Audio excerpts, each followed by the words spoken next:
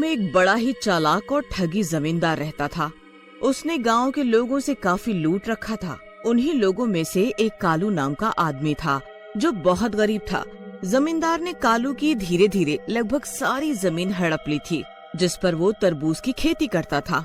कालू की बीवी कमला काफी सालों बाद पेट से थी। वो बेचारी कुएं से पानी लेने नहीं जा पाती थी। मैं सोच रहा हूँ कि क्यों न अपने खेत में एक हैंड पंप लगवा दूं। जमींदार के खेतों से होते हुए ही सबके खेतों में पानी जाता है और मुझे उसके बहुत पैसे देने पड़ते हैं। तुम्हें तो पता ही है वो कैसा आदमी है। पर उसमें तो बहुत पैसा लगेगा ना जी। हाँ, लगेगा तो है ही, पर हमें बहुत सुविधा हो जाएगी। हाँ, वैसे बहुत अच्छा हो जाएगा जी। कालू अपनी खेतों में हैंडपंप का काम शुरू करवाता है, जिसे देख जमींदार बहुत चिढ़ जाता है। उसे बड़ा ही गुस्सा आता है और वो चिढ़ के मारे कालू के पास आता है और बोलता है, तूने अभी तक मुझे मेरे बाकी पैसे नहीं दिए हैं और यहाँ अपने खेत में अलग से हैंडपंप लगवाने के बहुत पैसे हैं तेरे पास। अरे जमींदार जी, ये तो बस जैसे तैसे मेरी बीवी विमला ने जमा कर रखे थे। वो सालों बाद पेट से है और उससे कुएं तक जाया नहीं जाता। कुआं बहुत दूर है ना। कोई नहीं, मैं तो बस ये बोल रहा हूँ कि 1 तारीख तक मुझे मेरे पैसे चाहिए, बस। जमींदार कालू को सुनाने के बाद अपने खेत में चक्कर मारने जाता है तो उसे वहाँ कुछ ठीक नहीं लगता। जहाँ एक दिन पहले तरबूज ही तरबूज लगे थे, वहाँ जमीन खाली होती है, जैसे किसी ने तरबूज के साथ पूरी बेल ही गायब कर दी हो। बड़ी ही अजीब बात है, कल यहाँ पैर रखने को जगह नहीं थी। कोई तरबूज टूटा हुआ भी नहीं दिख रहा। ऐसा लग रहा है तरबूज के साथ कोई पूरी बेल ही ले गया हो।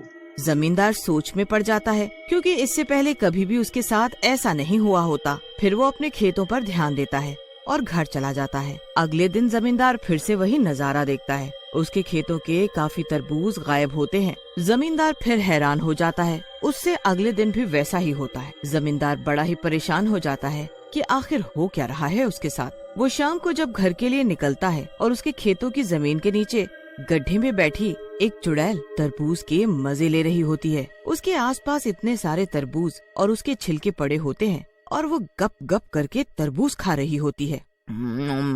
वाह वाह, कितना मीठा है।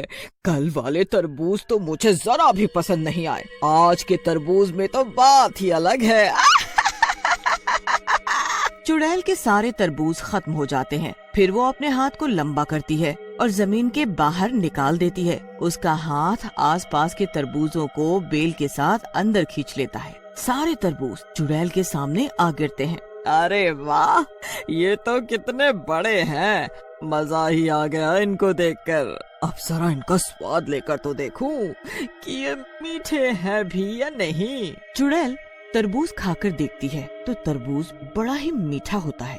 चुड़ैल तो उसे ऐसे खा जाती है जैसे कोई अंगूर हो। उसके बाद उस चुड़ैल का पेट एकदम मोटा हो जाता है। चलो अब थोड़ा सा आराम किया जाए। ये बचे हुए तरबूज नाश्ते में खाऊंगी। चुड़ैल मस्त पैर फैलाकर सो जाती है। चुड़ैल तो मजे में सो रही होती है, पर उसने जमींदार की नींद उड़ा रखी होती है। जमींदार भी परेशान होकर अपनी पत्नी को सारी बात बता रहा होता है। ऐसे तो हमारी सारी मेहनत बर्बाद हो जाएगी। हम इस साल क्या बचाएंगे और क्या ही पैसे आएंगे। आपको तो पता है कि मेरा पथरी का ऑपरेशन भी करवाना है। हाँ लता, मुझे पता है, पर मैं भी क्या करूं? ये सब कैसे हो रहा है, मैं खुद हैरान हूँ। आप पता करवाओ ना जी, आखिर ये तरबूज कहाँ गायब हो रहे हैं। अगले दिन जमींदार खेतों में जाता है और उसे फिर से तरबूज गायब ही मिलते हैं। वो पूरे खेत में चेक करने लगता है कि शायद उसे कुछ पता चल जाए, पर उसे कुछ पता नहीं चल पाता। खेतों की दिन पर दिन हालत देखकर जमींदार की खुद की हालत खराब हो जाती है। फिर वापस उसकी नजर कालू के खेत पर पड़ती है, जहाँ पर हैंडपंप का काम खत्म हो चुका होता है। जमींदार गुस्से में कालू के पास जाता है और उससे अपने पैसे मांगने लगता है। आज तो तेरा हैंडपंप तैयार हो गया। चल भाई, मेरे पैसे निकाल। मुझे बस कुछ दिन की मोहलत और दे दो जमींदार जी। नहीं, आज 1 तारीख हो गई है और मुझे मेरे पैसे चाहिए। अभी बस तरबूज बाजार में बेचूंगा तो आपके पैसे दे दूंगा, पक्का। नहीं भाई नहीं, आज के आज पैसे चाहिए मुझे, वरना ये बची खुची जमीन भी मेरी हो जाएगी। तूने खुद कागज पर साइन किए हैं। ये खेत की जमीन 1100 गज है और मुझे आपको 1000 गज देनी है ना, तो मैं आपको उधर की जमीन देता हूँ। ये हैंडपंप वाली जमीन मेरी रहेगी। हाँ हाँ, रख ले इस हैंडपंप और 100 गज जमीन को। कालू अपने हैंडपंप के पास आकर बैठ जाता है और रोने लगता है। उसे समझ ही नहीं आ रहा होता कि वो आखिर घर किस मुंह से वापस जाए। कुछ देर बाद वहाँ बिमला खुद हैंडपंप से पानी भरने आ जाती है। हो क्या गया जी हैंडपंप प्यारे, देखो मैं आ गई पानी भरने, पर आप यहाँ क्यों बैठे हो? खेतों में काम क्यों नहीं कर रहे? जमींदार आया था अभी अभी और मैं आज उसके पैसे वापस नहीं कर पाया, इसलिए उसने सारी जमीन ले ली। बस यही हैंडपंप और 100 गज जमीन बची है अब हमारे पास। हे भगवान, अब हम क्या करेंगे? विमला ये बात सुनकर चक्कर खाकर गिर जाती है। कालू उसे देखकर घबरा जाता है और जल्दी से हैंडपंप चलाकर उससे पानी निकालने लगता है। कालू हाथ में पानी लेता है तो वो बिल्कुल लाल रंग का होता है। वो जल्दी जल्दी में वही पानी बिमला को पिला देता है। बिमला उसे पीकर एकदम ठीक हो जाती है। तुम ठीक तो हो ना? हाँ जी, बिल्कुल ठीक हूँ, पर आप इतनी जल्दी तरबूज का रस कहाँ से ले आए? कालू फिर से हैंडपंप चलाता है और पीकर चेक करता है तो वो एकदम मीठा ठंडा तरबूज का रस ही होता है। अरे वाह, ये तो सच में तरबूज रस ही है। ये कमाल कैसे हो गया? हैंडपंप से तरबूज रस निकल रहा है। क्या सच में? हमारे हैंडपंप से तो तरबूज रस लगता है भगवान से हमारी परेशानी देख ही नहीं जा रही, इसीलिए उसने ऐसा किया। कालू और बिमला खुशी से झूम उठते हैं। अब मैं यहाँ कल ही एक बोर्ड लगवाता हूँ जिस पर लिख दूंगा 1 रुपए में 1 गिलास तरबूज रस। बस फिर कालू ऐसा ही करता है और अगले दिन एक बोर्ड हैंडपंप के पास लगवा देता है। जब गांव वालों को पता चलता है कि कालू के हैंडपंप से तरबूज का रस निकल रहा है तो सब वहाँ तरबूज का रस पीने आते हैं। हरिया जब 1 गिलास तरबूज रस पीता है तो उसका मन ही नहीं भरता, वो 2-3 गिलास ऐसे ही पी जाता है।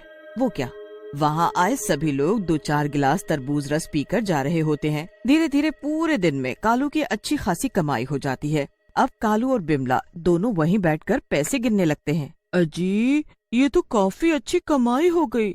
नीचे जमीन में बैठी चुड़ैल सब सुन रही होती है।